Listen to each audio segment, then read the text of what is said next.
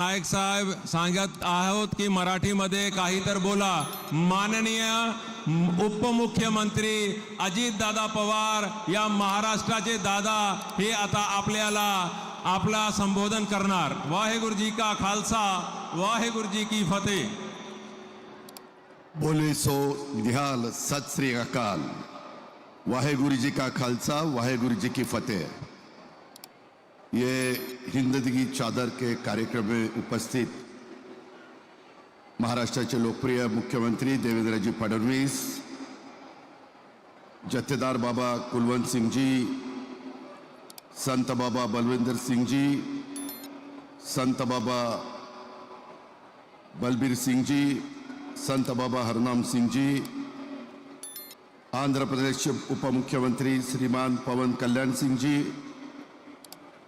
मंत्रिमंडळातील आमचे सहकारी पंकजाताई मुंडे, गिरीशजी महाजन, अतुल सावे, बाबासाहेब पाटील, प्रदेशाध्यक्ष भाजपचे रवींद्र चव्हाण जी, खासदार अशोकराव चव्हाण, प्रतापराव चिखलीकर, अनेक खासदार आमदार उपस्थित आहेत, ते सर्व उपस्थित मान्यवर, तसंच विजय सतबीर सिंह जी, दिल्लीचे कॅबिनेट मिनिस्टर मंजिंदर सिंह जी सिरसा,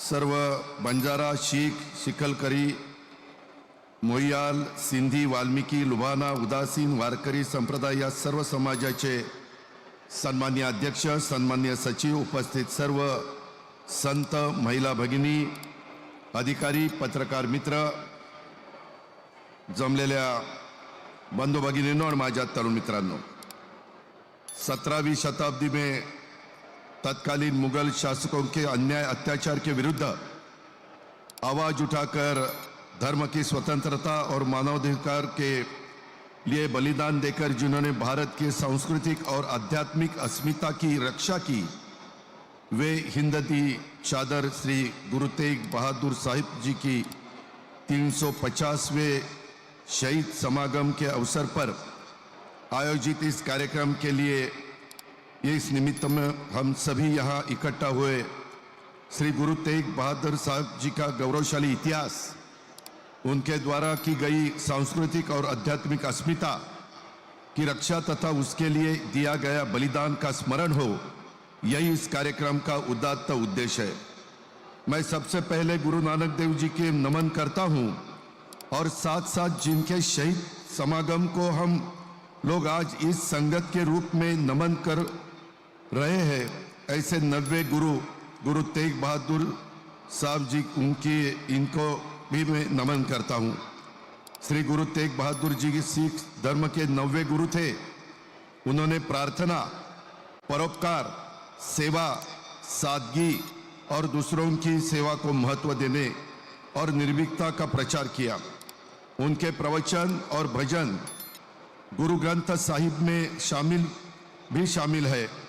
उनके बलिदान से पूरे भारत में तथा सिख धर्म में शौर्य, त्याग और परंपरा और अधिक मजबूत हुई है। यह एक महत्वपूर्ण बात है। यहाँ पर मुझे मालूम है करीबन जो लोग मौजूद हैं उसमें से 80% लोग मराठी भाषा जानते हैं, तो इसीलिए मैं अब थोड़ा मराठी भाषा में अपनी बात रखना चाहता हूँ। श्री गुरु तेग बहादुर साहिब जी यांचं बलिदान केवळ धर्मासाठी नव्हतं, तर ते सर्व मानवी सांस्कृतिक वारशाच्या रक्षणासाठी होतं। त्यांच्यासाठी धर्म हा सांस्कृतिक मूल्याचा आणि जीवनशैलीचा एक आदर्श होता। म्हणूनच धर्माच्या खऱ्या शाश्वत मूल्यांच्यासाठी त्यांनी दिलेलं बलिदान हे अनेक अर्थांनी महत्त्वाचं आहे। जुलमी शासनाच्या, विचार स्वातंत्र्याच्या, धर्मविरोधी दमनकारी धोरणांविरुद्ध गुरु तेग बहादुर सिंह जी यांचं बलिदान एक अभूतपूर्व ऐतिहासिक घटना होती। त्यांच्या निर्भय आचरणाचं, धार्मिक आणि नैतिक दृढतेचं ते सर्वोच्च उदाहरण आपल्याला देता येईल। गुरु गोविंद सिंह यांनी त्यांच्या विचित्र नाटक या नाटकात श्री गुरु तेग बहादुर यांच्या अतुलनीय बलिदानाबद्दल सविस्तर वर्णन केलेलं आपण सगळ्यांनी पाहिलेलं आहे। त्यामध्ये धर्म, तत्वज्ञान जनतेपर्यंत नेण्यासाठी आणि जनकल्याणाच्या कामासाठी श्री गुरु तेग बहादूर सिंग साहेबजी यांनी भारतातील विविध ठिकाणी प्रवास करून लोकांच्या आध्यात्मिक, सामाजिक आणि आर्थिक उन्नतीसाठी रचनात्मक कार्य केलेलं आहे. त्यांनी धर्माच्या खऱ्या प्रसाराबरोबरच प्रचलित सामाजिक रीतिरिवाजांवर, विशेषतः अंधश्रद्धांवर तीव्र प्रहार करून जनकल्याणासाठी नवीन साधे सोपे आदर्श स्थापित केलेत. याचबरोबर प्राणीसेवा, दान धर्मासाठी विहीर खोदणं, धर्मशाळा बांधणं इत्यादी सार्वजनिक कल्याणकारी कामं देखील त्यांनी केलेली आहेत. पंतप्रधान श्री नरेंद्र मोदीजी यांच्या पुढाकाराने देशातील अनेक राज्यांच्या शालेय पाठ्यपुस्तकात श्री गुरु तेग बहादूर साहेबजी यांचं बलिदान आणि 4 साहबजादे यांच्या वीर बलिदानाचा इतिहास शालेय विद्यार्थ्यांना शिकवण्यात येणार आहे. ही गोष्ट शीख धर्मियांच्यासाठी आणि गुरु नानक नामलेवा संगतसाठी सन्मानाची ठरेल यात शंका नाही. भारतीय सांस्कृतिक व आध्यात्मिक परंपरा ही अनेक संत, गुरु आणि विचारवंतांच्या योगदानातून समृद्ध झालेली आहे आणि या परंपरेत वारकरी संप्रदायाचं अग्रणी संत नामदेव महाराज आणि शीख धर्माचे 9वे गुरु श्री गुरु तेग बहादूर साहिबजी हे 2 युगपुरुष वेगवेगळ्या काळात जन्मले.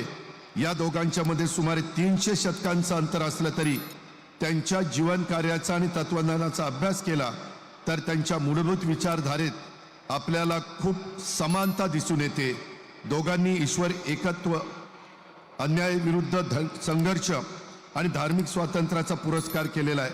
संत नामदेव महाराजांनी भक्तीच्या मार्गाने समाज परिवर्तन घडवलं तर गुरु तेग बहादूर साहेबजींनी त्याग आणि बलिदानाच्या मार्गाने धर्मरक्षणाचा आदर्श निर्माण केला. नामदेव महाराजांच्या अभंगातील अनेक रचना सिखांच्या गुरु ग्रंथ साहेबजींमध्ये समाविष्ट आहेत. त्यामुळे देश विदेशातील शीख बांधव मोठ्या संख्येने महाराष्ट्राच्या हिंगोली जिल्ह्यातील नरसी नामदेव या धार्मिक स्थळाला देखील भेट देत असताना आपण पाहतो. गुरु तेग बहादूर साहेबजी यांच्या हौतात्म्याबरोबरच श्री गुरु गोविंद सिंगजी महाराज यांना मिळालेला गुरुता गद्दी दिवसाचा देखील 350वं वर्ष साजरं होत आहे. त्यांनी जवळपास 33 वर्ष 10वे गुरु म्हणून कार्य केलं. गुरु गोविंद सिंगजी यांनी शस्त्र आणि शास्त्र यांचा समन्वय राखून संत आणि सेनापतींची भूमिका पार पाडली. श्री गुरु गोविंद सिंगजी यांचा शेवटचं वास्तव्य आपल्या नांदेड येथे राहिलं आहे. श्री गुरु तेग बहादूर साहेबजी यांच्या हौतात्म्याचं संस्मरण करताना श्री गुरु गोविंद सिंगांचे यांचे विचार देखील आपण आत्मसात केले पाहिजेत. हुजूर साहिब नांदेड़ स्थित मुख्य गुरुद्वारा एक तख्त, इस महान तीर्थस्थल पर हिंद दी चादर श्री गुरु तेग बहादुर साहब जी का 350वां शहीद समागम दिवस सभी भक्तों के लिए एक पवित्र तीर्थ यात्रा सिद्ध होगा, ऐसा विश्वास व्यक्त करके मैं अपनी वाणी को विराम देता हूँ. धन्यवाद. जय हिंद, जय महाराष्ट्र. वाहेगुरु जी का खालसा, वाहेगुरु जी की फतेह. महाराष्ट्र प्रदेशाचे आमचे माननीय डिप्टी सीएम श्री अजित दादा पवार यांचा मनपूर्वक अभिनंदन.